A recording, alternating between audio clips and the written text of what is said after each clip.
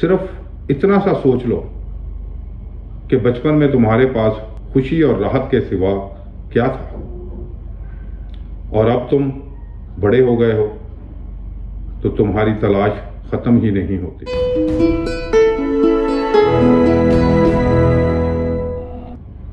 اعوذ باللہ من الشیطان الرجیم، بسم اللہ الرحمن الرحیم۔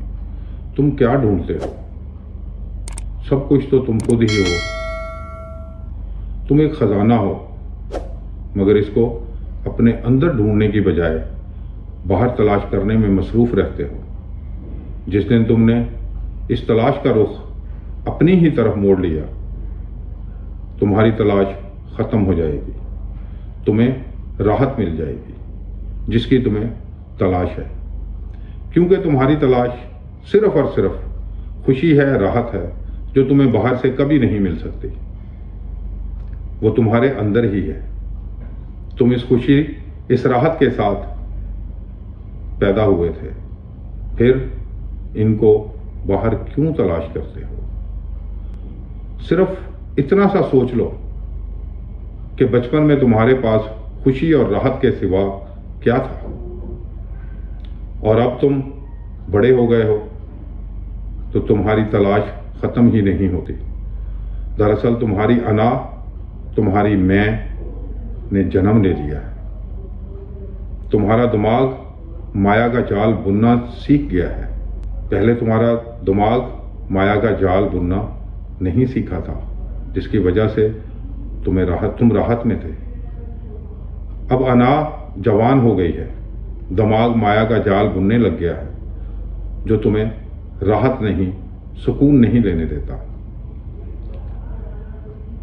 جس کی وجہ سے تم بھٹکتے رہتے ہو، اور یہ بھٹکنا کبھی ختم نہیں ہو سکتا جب تک تم اپنے پاس لوٹ نہیں آتے۔ اسی لیے کوئی بڑا نہیں ہو پایا۔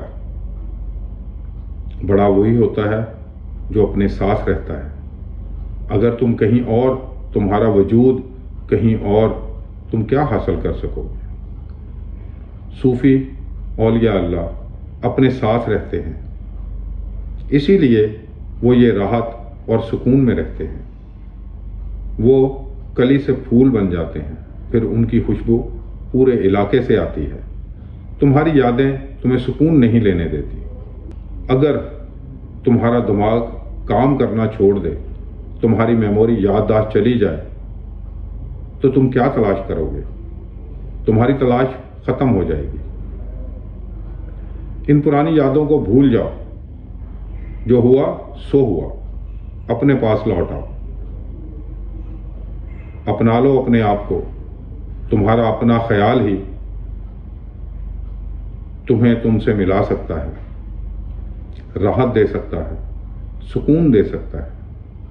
حضرت علی فرماتے تھے، من عرف نفسہ فقد عرف ربہ۔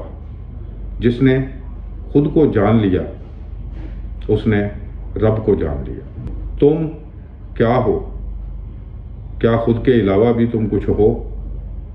تمہارا کام، تمہارا عہدہ، تمہاری ملکیت، تمہارا نسب، تمہاری نسبت، کچھ بھی تو تمہارا نہیں۔ تمہاری یادداشت کے مرہون منت ہے یہ ساری چیزیں، جسے تم سمجھتے ہو، یعنی اپنے آپ کو جو تم سمجھتے ہو وہ تم نہیں۔ یادداشت جانے کے بعد جو بچ گیا، بس وہی ہو تم۔ تو تم کن چکروں میں لگے ہو؟ خود کو پہچانو، خود ہی کے پاس ہو تم۔ یادداشت کے بعد بھی اگر تم ہو تو سمجھ لو جو نہیں رہا وہ جھوٹ، جو بچ گیا وہ سچ، کیونکہ سچ ہی رہتا ہے، حق ہی بچتا ہے۔ یہ تھا آج کا خیالیہ۔ وآخر دعوانا ان الحمدللہ رب العالمین۔